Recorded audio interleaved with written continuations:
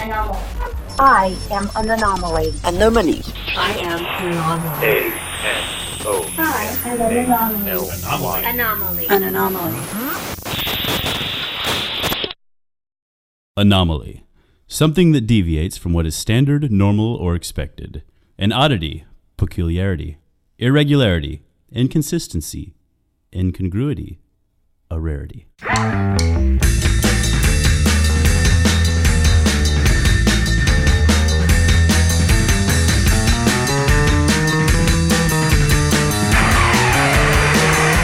Hello and welcome to the Anomaly Podcast. My name is Angela, and I almost started my own warp core breach for one of my clients, and I am an anomaly. I'm Jen. I survived the Bolian Brain Pox, and I am an anomaly. Welcome to the podcast, everyone. That was a good choice. You like it? I really do. That was a good choice. I'm glad you went with that. Also known as the super flu or the cooties. One of the reasons we haven't recorded in a while is because I spent most of December with some sort of super All whatever. of your family. Yeah, my family, all of them got sick, and they were all sick for probably about 15 days. So that's like half a month, right? Yeah. And then I got sick right after that. Then my daughter got some sort of allergies that just made it so she didn't sleep, which was wonderful for all of us, let me tell you. And then once that finished, I got sick again. So I got it twice. And then you got sick. I didn't. Aaron got sick first. It was the flu. So he had it for a week. Then David got it. I shouldn't have bragged. That's what happened because I was like, I have the best immune system ever. And then, boom, Bolian Brain Pox. Bolian Brain Pox. Me. Yeah, I'm very glad you went with that. I know that my clients don't listen to my podcast, which is why, and I don't mind saying this, I learned some important lessons about deleting files off of FTP. So, there's that. I'm not laughing. I thought I was going to die. It was so terrible. But I was able to fix it. And you know why I was able to fix it? Is because I keep backups of everything. And I had forgotten that I kept a backup of this. And I'm so, like, the moment I found that config file, I burst into tears. Because as long as I had the config file, I could build the site again, you know? Well, I'm glad you were able to do that. So Thank you. We've been neck deep in crap going on. We really so have. We're really sorry we haven't put anything out. I don't think Yes. anyone really missed us anyway. They did. We haven't heard, like, where's our show? Like we usually do. But I do know a lot of you out there are also struggling with the flu. Yes. And so I know for a fact that Rick Pete has the flu. Lame. And poor guy. That's and terrible. I'm sure more of you are. Please, if you haven't had your shot yet and you don't have the flu, go get it. It's really bad. I never get the flu. And I do have a good immune system. But I know someone sneezed on me at the gym, you know, or Aaron coughed in my face or something. So that's kind of hard to avoid. Once you have a kid with something like that, there's nothing you can do because you just have to pray and wash your hands because they will stick their fingers, their gross fingers, like all up in your face. And at least Aaron's a little older, but Lorelai, there's no running from that. Like she just, no telling what she's touching during the day. And then she just puts her hands in your face. And it's really terrible. It's gross. It's so gross. But we have been watching Star Trek Discovery. Oh, yes, we have. Even though we haven't put out an episode about each episode, this is kind of our recap of season 1, including the season finale. Ooh, spoiler time.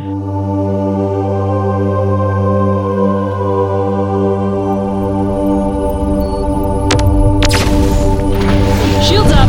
Red alert! Spoilers decloaking off the starboard bow. Yeah. That was a warning. It was awesome. So if you haven't seen Star Trek Discovery, any of it, we're going to cover the whole thing. So go binge it and then listen to this episode. I know there's a hang up with how much it costs. It still irritates Angela and I that we have to pay for Star Trek, but it's such a great show. And if you can get the trial, you could still binge watch all the episodes and then end it. Yeah, I completely agree. I'm so excited because it really is such a good show. And I don't feel bad about how I felt about it at the beginning because... But it was intentional. I know. They wanted us to feel that way. I know. But I don't feel bad about being mad about the money either. I feel like it's proven its value in some ways. I am a little nervous about what this means about the future of television and entertainment.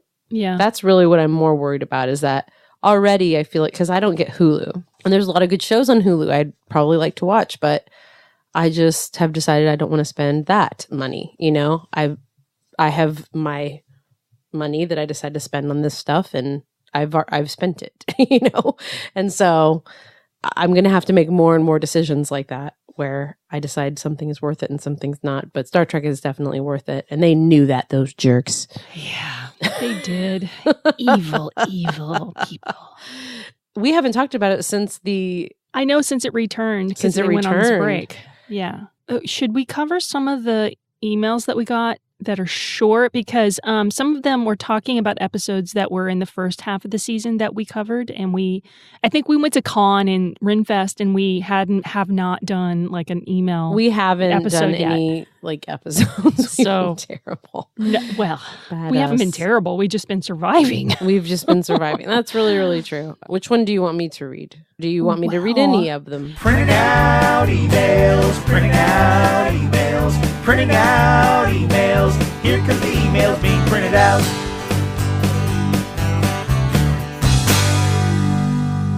Have you looked at the one from November from Father Beast? I think that we did read that one because we were talking about personality traits. Oh, yes. I do think so. He had a lot of points about... We did talk about that one. I swear we did. No, and I remember talking about Captain Malfoy. I remember that Captain Malfoy quip.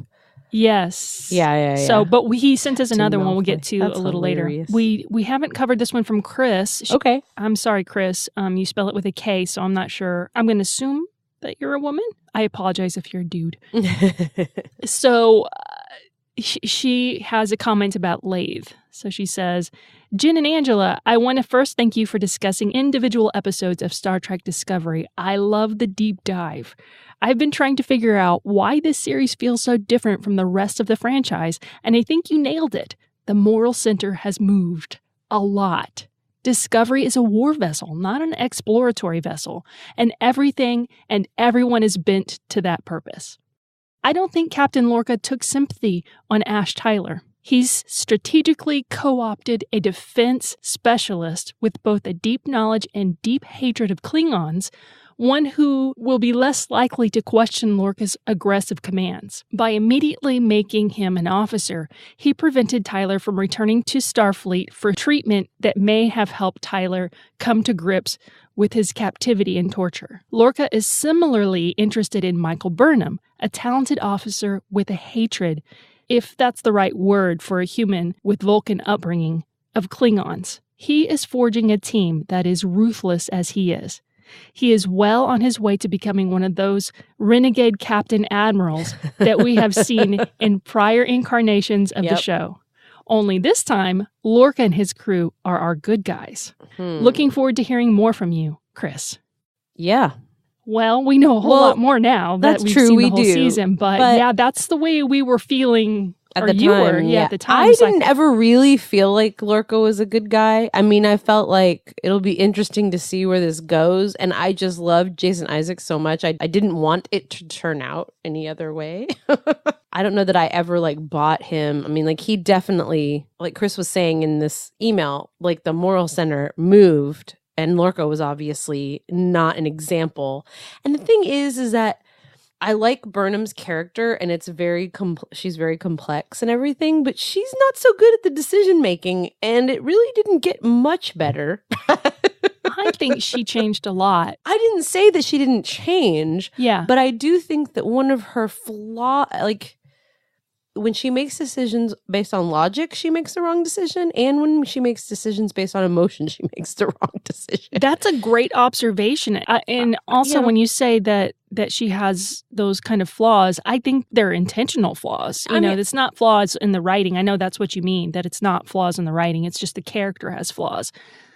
She can't be Vulcan, so pure logic cannot work for her anyway. And she's been raised as a Vulcan, so emotion is difficult for her. So of course she's going to be making some weird decisions. Plus, she's just got a huge chip on her shoulder. Well, I was going to say, like, I think, like, when she was not embracing, when she was in the pure logic zone, and she still wasn't really Vulcan, so at the beginning she causes the problem because she's trying to be purely logical. She sees a problem, she talks to Sarek about it, she realizes there's a logical solution, but that the solution is going to be contrary to everything Starfleet. Yeah. And so she decides she's right. And she takes this huge risk, and then it completely blows up in her face, literally. And then the risks she takes and the decisions she makes as she grows closer to her human side, she's motivated more by her emotions, and that makes her make incorrect. Anyway, sorry. Yeah, no, you're right. She does. If she had stayed the same throughout, I would have thought she was a one-note character. The intent was to make her change, which makes for great writing. You have to have change in a character for it to be interesting and compelling. We talked about the episode titles and how there's so much to unpack. Yeah. I feel like one of the most important ones for what you're talking about is the third to last episode, What's Past is Prologue. Think about some of the characters we love. Riker, Picard, Janeway. When we find out more about their past, Picard having the Nausicaan fight, just getting out of Starfleet, Riker and that issue that happened with the cloaking technology, and the issues he's had with his father. In TNG, we had a later point of attack on these characters where they had already learned and grown from their past experiences, but it's shown as the TNG goes on, and Voyager and DS9 and even TOS. Even though things seem perfect, these people have pasts, and that was their prologue.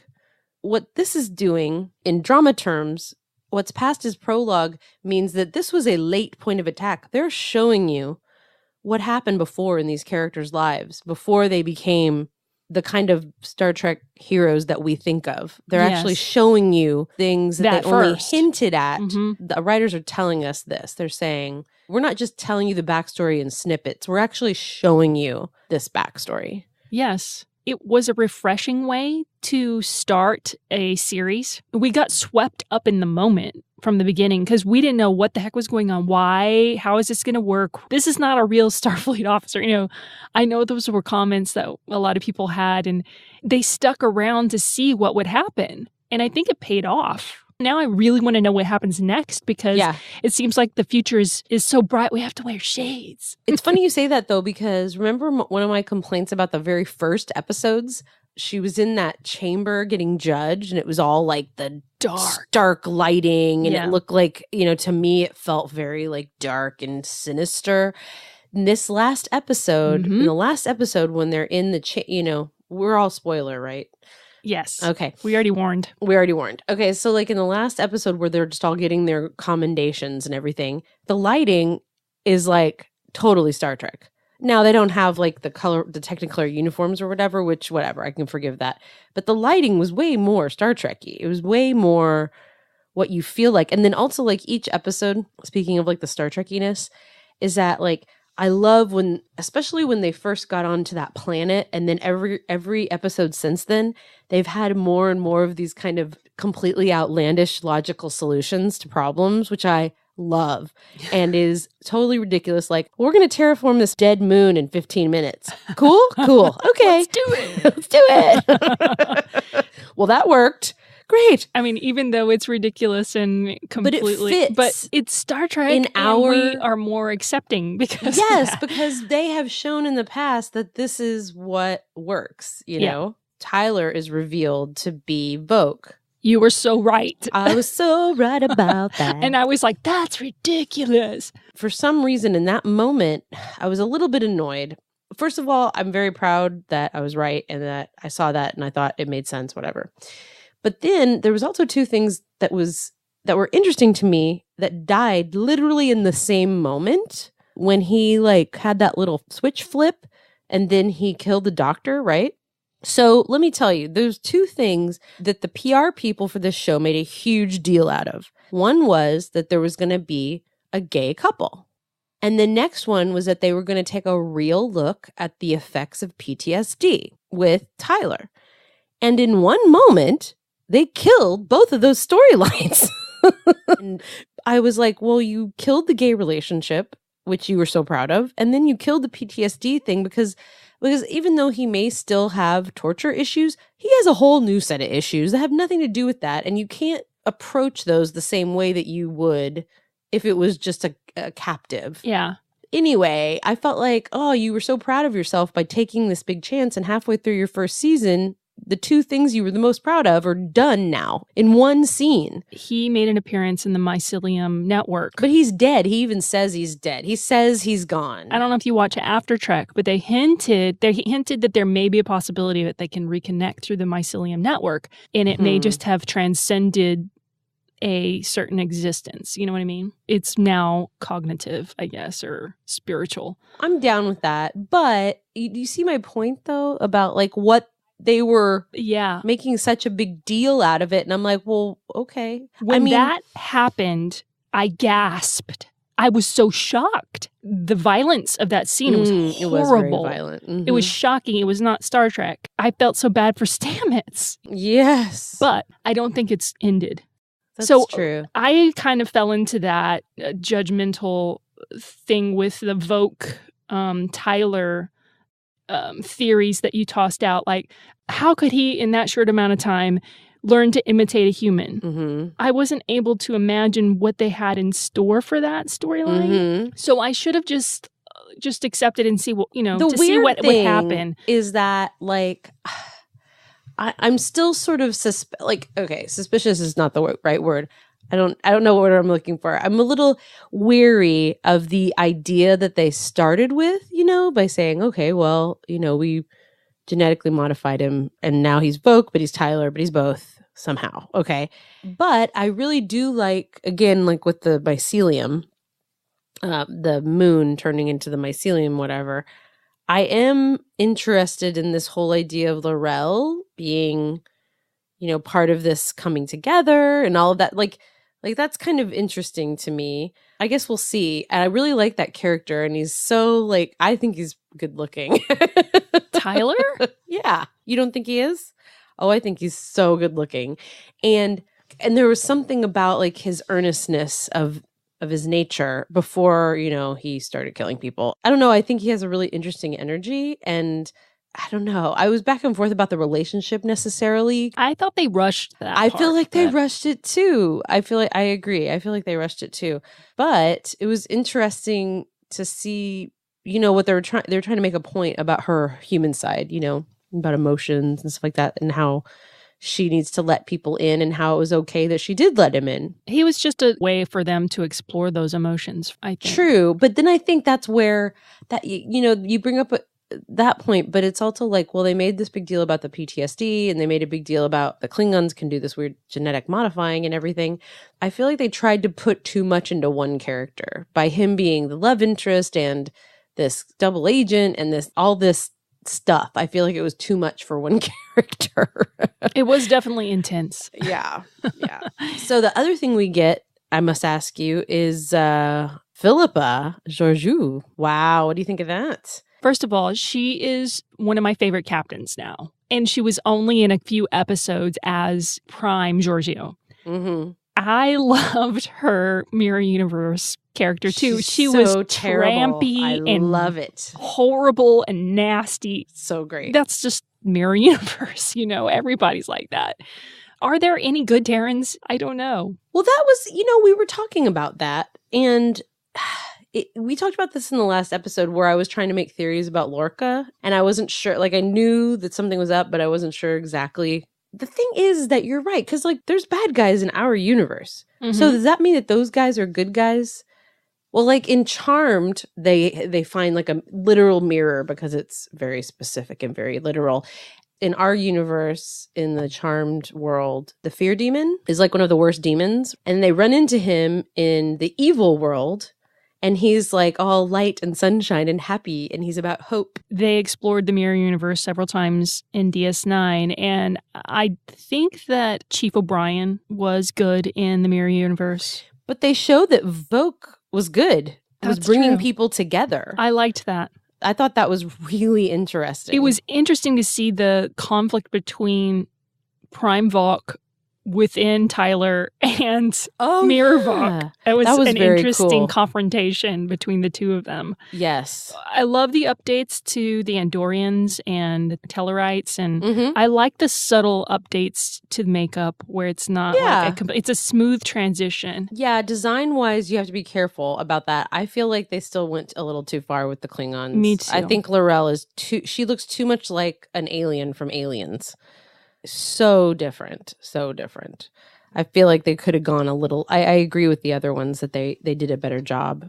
I feel like they were just like, a new Klingon? Cool. We get to do it again. Why not? Everybody else does. Better and bigger and then the head and the I liked the kiss boot wearing rocker Klingons from the films with Kirk and Spock and all of those, and TNG and DS9. Oh, I agree. If they would have just done like some, just a small modifications, a small tweak to that idea. I actually kind of liked the Klingons in JJ. I know not everybody did. I liked that they had helmets, the armor on there. That was kick-ass.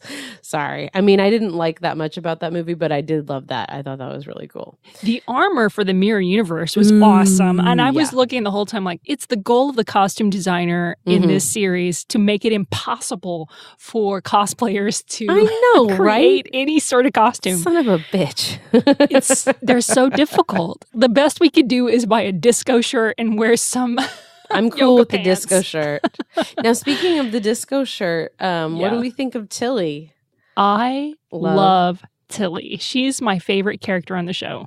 And I love her character arc, too. I love her character arc, and I love that I'm a little nervous because I feel like they're hinting, and I saw an after trek where they were like, oh, well, something from the mycelium like went into Tilly and messed her up. And I'm like, you caught that. You said something about that. And I was like, no, they're just being dramatic. They said something in After Trek about, well, blah, blah, blah, about this like and I'm like, don't mess with Tilly. Don't mess up a good thing. It's like when they made Willow evil. It's like, no, that's Willow. Just leave her alone. We talked about this last night when we were texting. The moment when she walks in, starts talking to Giorgio, and then like in the split second realizes that it's like the Terran version. Every single second of where she goes from the salute, and then she's like, don't do that, and then she's like, but it's like every second of her acting in that scene was brilliant. Priceless. It was so priceless. She was so perfect. Jen, it was so good. I could feel the discomfort, and all she had to do was make some faces and do a gesture. Yes. You felt like her full range of, oh my gosh, I'm so excited to meet you. Wait, you're not. Wait, oh no. Casual high.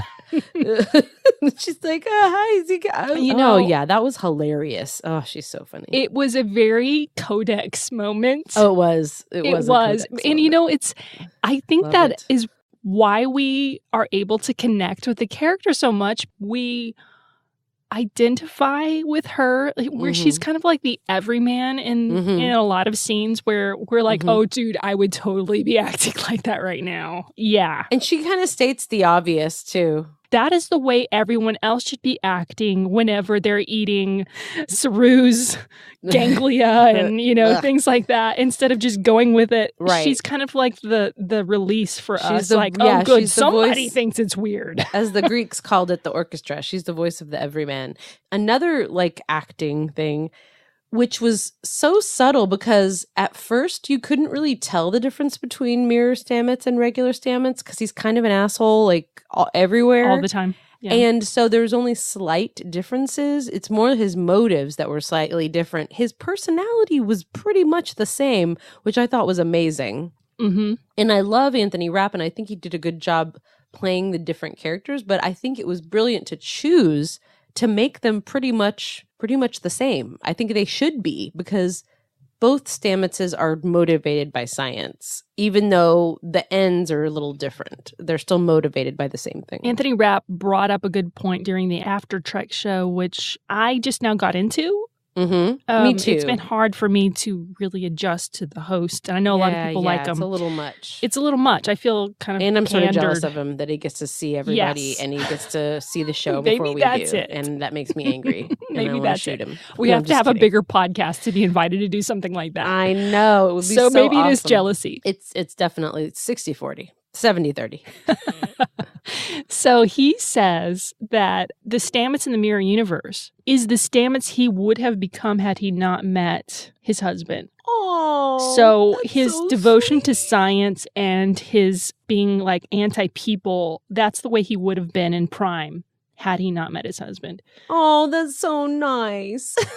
I like that. Well, another thing that I thought was funny, and this is like, I don't even know where this comes from exactly. Everyone kept saying something about the big breakup, the breakup between Tyler and... I didn't need that. Okay, first of all, I didn't need that. And second of all, I think the breakup was pretty clear once he went all crazy and tried to kill her. I don't think we needed to like go over that.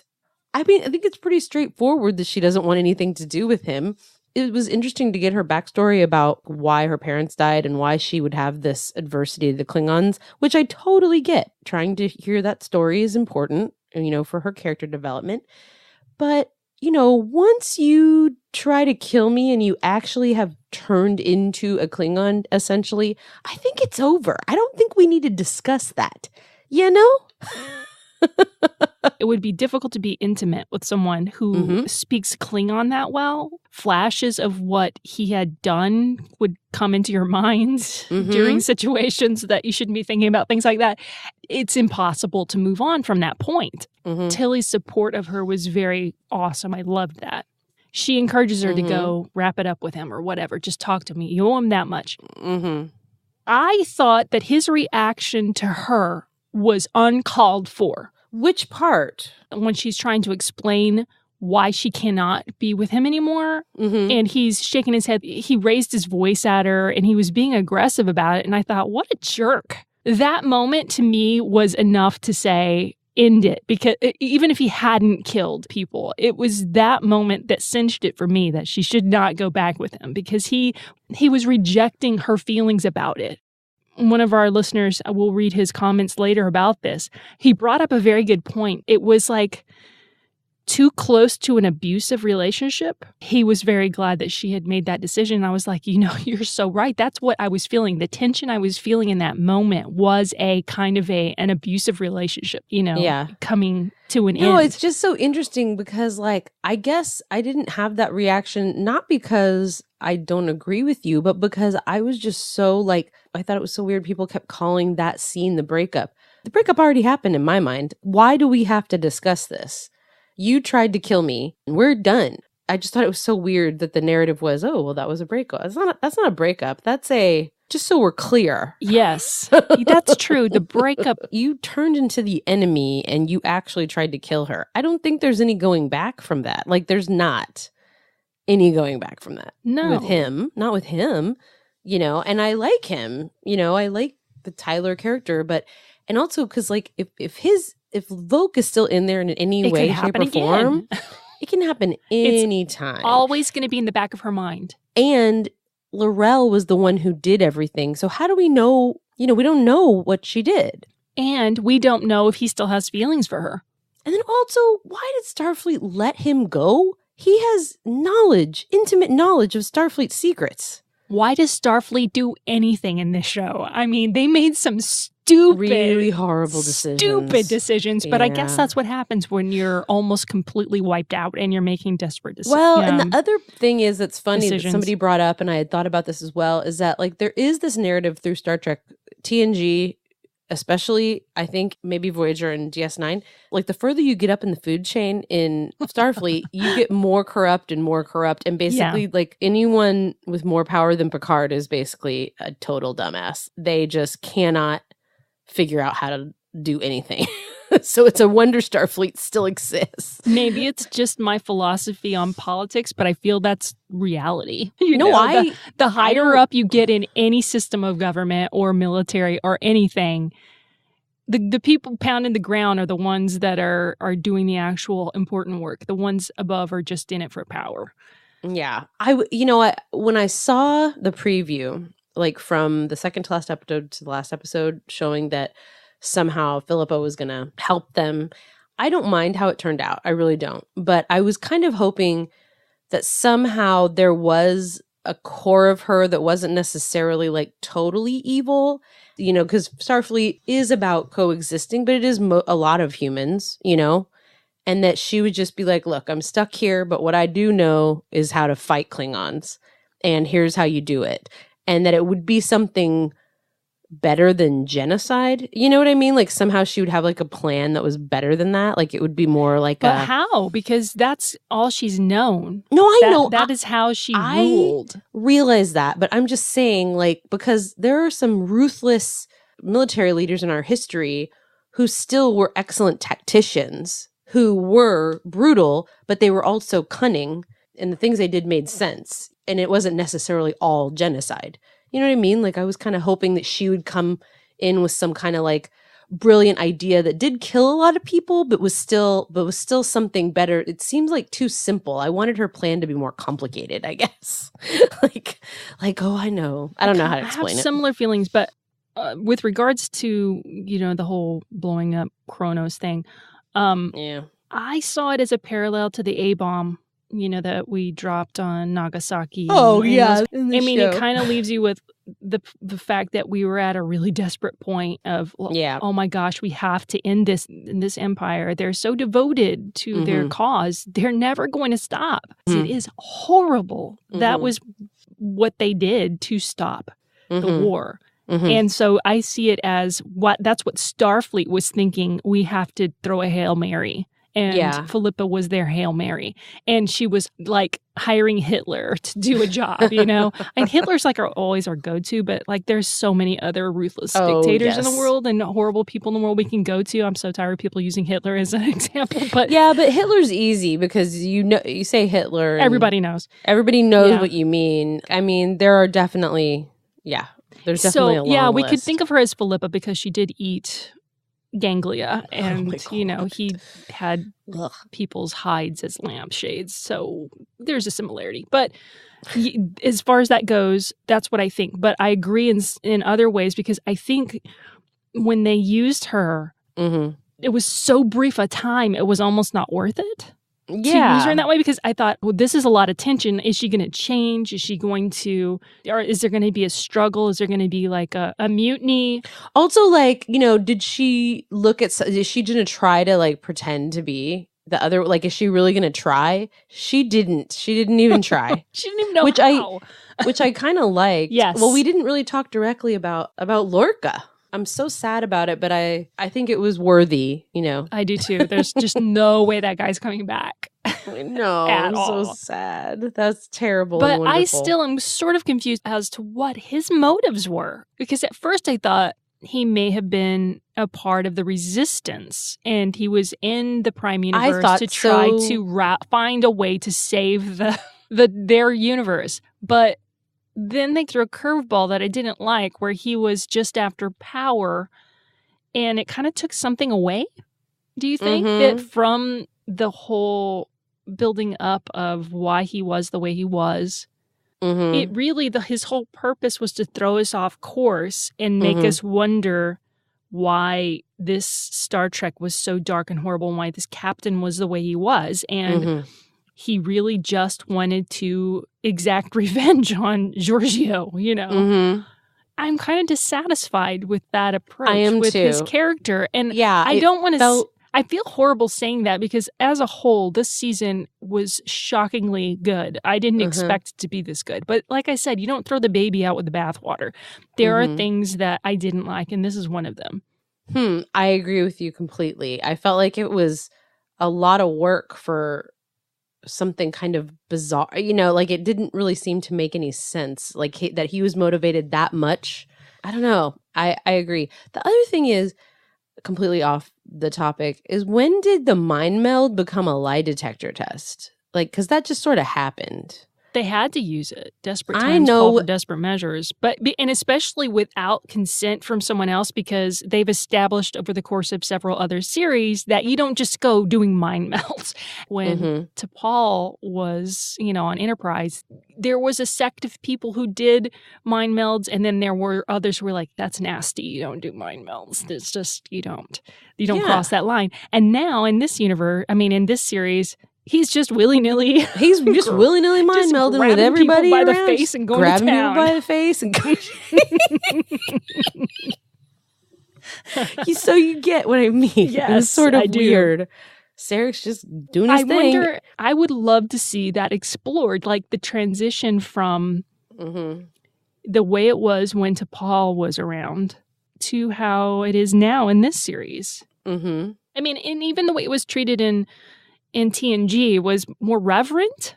It was very much something very intimate. Remember the episode where Troy gets mind raped? Do you remember that? Uncomfortable. Like, I hate when she gets they mind rape her too much. They rape her all the time is what they do. It's very uncomfortable. That's okay. Don't worry.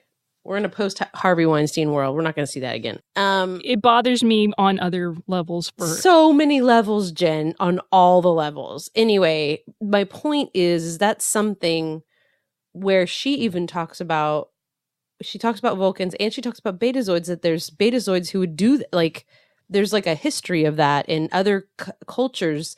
It's possible to do that, but it's frowned upon to just like force yourself into another person's brain, which is good that that's frowned upon. It should be. On Enterprise, T'Pol was also mind raped, but they approached it differently. It was more of a PSA, I guess, about rape. Also, she later in the season ends up with a disease because of it.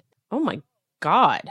I felt like they were being kind of blasé about the mind melds. But I can understand it's getting to a point where they just had to know who was bad and who was good. But it did, I agree. There was no, are you okay with this? It's just like straight across the deck and grab him by the face. Desperate times call for desperate measures. Okay, so the most interesting thing that happened is the very last frame of the last episode when the Enterprise shows up out of warp. What do you think? I'm excited to see how they handle that. I'm really excited. I'm into it.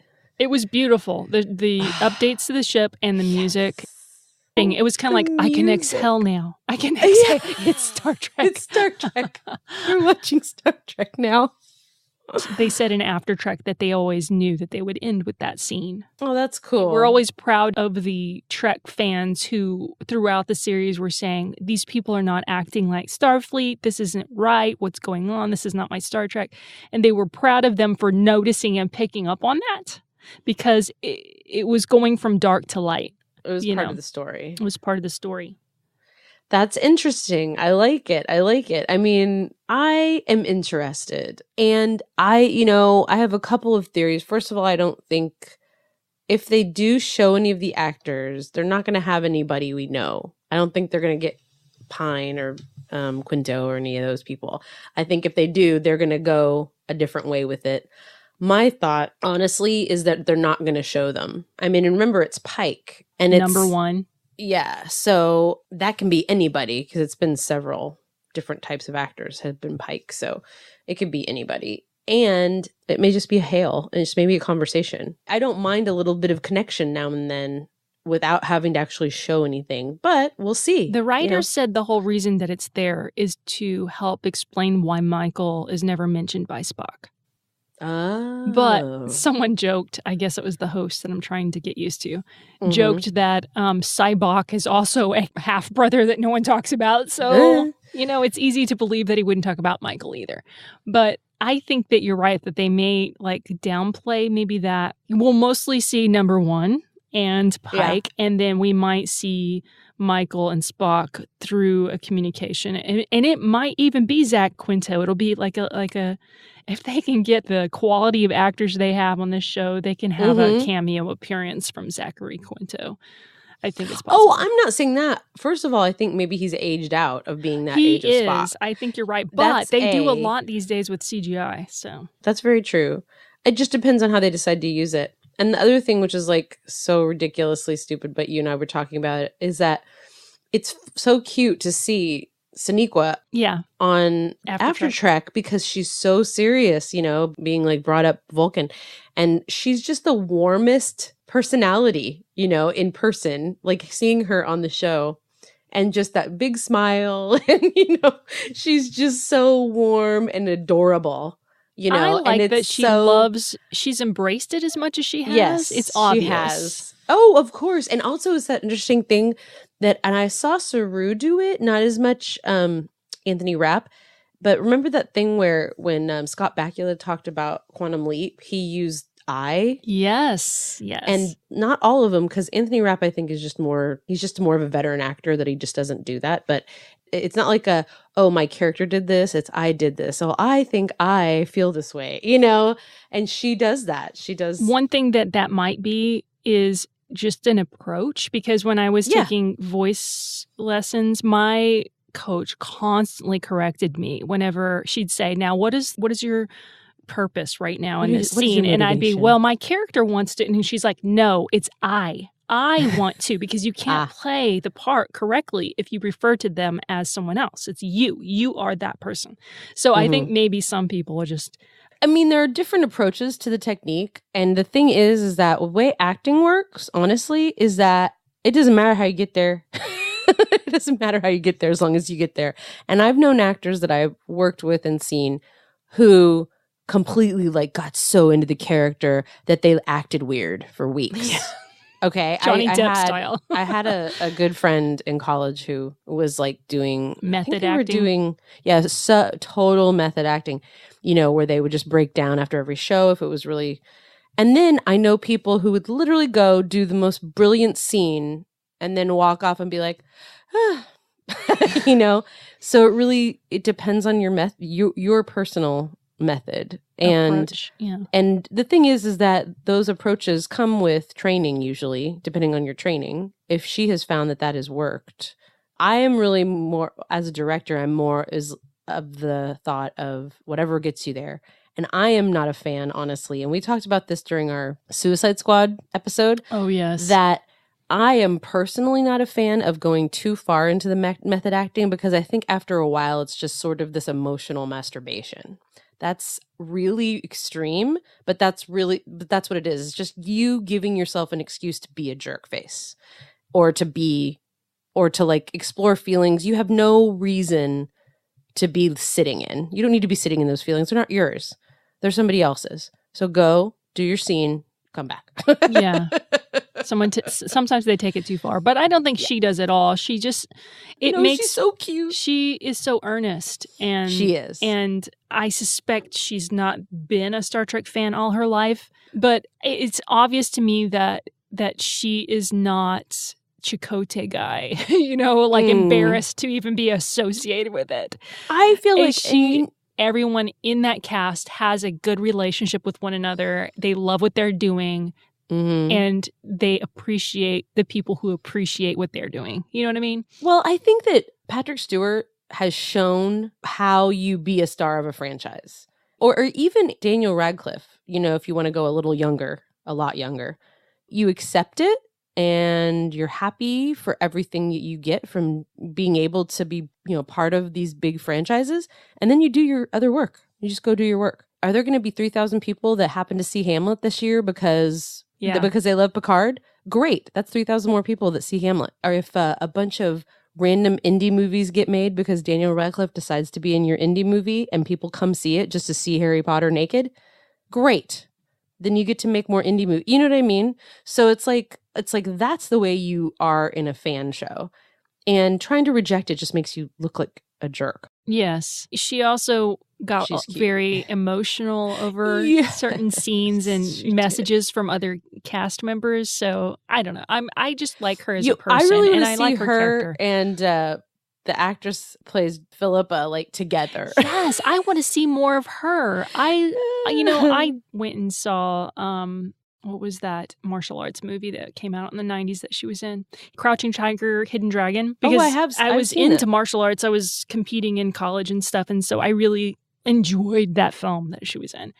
And so when I found out she was going to be in Star Trek, I was already excited. But she has exceeded my expectations. She's such a great actress, and she brings a lot of weight to that character. In the briefest amount of time that we see her, she makes such an impact. I am so glad that Mirror Giorgio escapes. Yeah, me too. And I know she's going to be coming back. She'll be like Q that comes back and haunts them from time to time. I don't mind. I mean, obviously she's not a good person, you know, and who is she without this entire world that's like her? Will she be motivated by something else? I don't know. Anyway, it's... Be a pirate. Yeah, maybe. Maybe she'll find mud. Oh, gosh, that would be hilarious. But it was interesting when they were in that one, what was it? That one scene when after they came back and they were like, well, all of this is classified and blah, blah, blah. We won't jump again and everything. And I was like, okay, well, that at least explains why we've never heard of this. But then they go and terraform that moon, and I'm like, well, can't hide that. You cannot hide that. But so it is a really is the jump big universe. Is the drive broken? No, the drive's not broken. Okay, so they jumped again, but the thing is that it's dependent. Well, you have to have the spores, the mycelium, and you have to have stamets. Yeah, that's in true. good working so you condition. Can't really ethically reproduce that kind of technology. Right. Yeah. I mean, eventually they're going to have to explain how that technology doesn't exist anymore. Maybe the moon gets attacked. Who knows? Well, we'll see. We have 10 years, you know. Should we read another email? Yes. Here. Give us. Do you want me to do it? Yeah, the next one is for you, actually. I've already addressed his question, but you need to answer it now. Okay. I'm a big fan of the show and have binge listened to the series over the past 3 months or so. Oh, cool. I am currently listening to the Mother's Day episode. In 2017, I had a question that was mentioned. Wait, pause. That's the Waxana Troy episode, if you're wondering. Oh, yeah. What exactly did Angela's Oma mean when she said that back in the day in the country, there are a lot of babies born in 6 months with the explanation, well, it's a long ride back from town to the ranch back from town. Okay. You answered it already in the email because you knew what I meant. Yeah, this is from Dario. I did. Oh, from Dario. Yeah. Sorry. So Dario, I know that Jen already answered you, but anyone else who might be curious, when babies were born in 6 months, it meant they were born 6 months after someone got married. And so the intention was to say that the babies were actually 9-month babies, but no one was having relations before they got married. Wink, wink, nudge, nudge. They were consummating their relationship before they got married. And the babies were only born 6 months after the wedding day. The long ride back to the ranch, it means, you know, when you take your beloved back home, maybe you got up to things you probably shouldn't have. Well, also, I don't think a lot of people understand the way it was back when your Oma was younger in this area of Texas. A lot of the roads were dirt. And the vehicles were not able to get over. Yeah, and sometimes they would. It took a long time to drive down dirt roads. It took a long time, or you would be stopped. Yeah, and there weren't places along the way to, you know, have lunch or, you know, not many. Yeah, not you many. Got to do so something. You had to stop and have your picnic, and then afterwards, you know, you might have a little kissy time. That's what that meant. It's funnier when Oma says it. Yeah. Not that you. You got to have her record that. Like, I will. Like that story. I should do that. Get a little clip of her saying that. Yeah, I'm going to see her next week, so you should take your Zoom and record it. Tell her it's not a taser. It's a long ride back to the ranch. Yeah, she's funny. Okay. So thank you, Chris. We thank you so much, and thank you, Dario. We're glad that you both are listening and enjoying what you're hearing. We have 2 more, and then we have voicemail. So we'll quickly do these. Okay. This one's from Amber, and I think we already kind of answered her with a, I don't know, shrug. Yeah. She says, it's a little early, but I'm planning my vacations for next year, and I'm earmarking time for Wizard World Austin in 2018. But only if Anomaly will be there. I figure you'll probably mention it on the podcast, but if you think of it, can you let me know when you decide either way? I won't buy a con ticket till I hear you will be there. I'm enjoying Girl Tribe Gaming, which is a podcast I've recommended before. It's an awesome show. Check them out. Zen and Jen host that show. Even though I don't play a lot of games, I enjoy hearing folks talk about them, which is also why I listen to Pixels, another podcast she likes. So that's from Amber. Thank you, Amber. Would you like to address this? We don't know yet because I don't think Wizard World has decided if they're going to do Austin and if they do, when. So once we know what we're going to do, we will let you guys know. Yes, because we have to wait for them to tell us what's going on. But I did see that they're going to be working with a studio to create indie sci-fi fantasy movies. That's cool. So they're not gone. They're around still. Okay, one more. Do you want to do this one? This one's from Father Beast again. Okay, hello Anomalies. Oh, this was recently. Yes, he just sent this one. Okay, not doing a proper introduction this time. Just a quick note to say, since my wife and I just got caught up in Star Trek Discovery last night with the penultimate episode, The War Without, The War Within. While there is certainly a lot to talk about concerning the season and episode, I wanted to focus on a conversation between Michael Burnham and Ash Tyler towards the end of the episode. The conversation is about where their relationship goes after him trying to kill her while being someone else. As I was watching this, I was freaking out because this is exactly the conversation had between an abused woman and the man who abused her, asking her to take him back. It even contained the classic, "It wasn't the real me, and please give me another chance." Interesting. That the guys in this situation always say. I was hoping against hope that she would not allow the sci-fi circumstances to encourage her to get back together with him. I was so glad that she left him alone and walked away. Because ultimately, the peculiar sci-fi circumstances don't matter. The reality about relationships is that they happen because both people want it to happen, not because one party has done a checklist and the other party is required then to participate. This applies to all levels of the relationship, from first meetings to couples, after years of togetherness. To repeat, it happens because both parties want it to happen, and any reason from feeling uncomfortable for reasons unknown to a history of abuse is a valid reason to walk away. Just my thoughts. Wow. Pretty much what you said. Well, I kind of felt that way, and then after his email, it was like he put it in the words for me, I guess, in proper context, because I did feel so uncomfortable in that scene, and I think he just kind of, in this email, explained why I felt uncomfortable. So I just thought his insights were really good on that. So thank you, Father Beast. One of these days, you will tell us what your real name is. Just the first name. All right, are you going to play the voicemails? Okay, so take it away, Scott.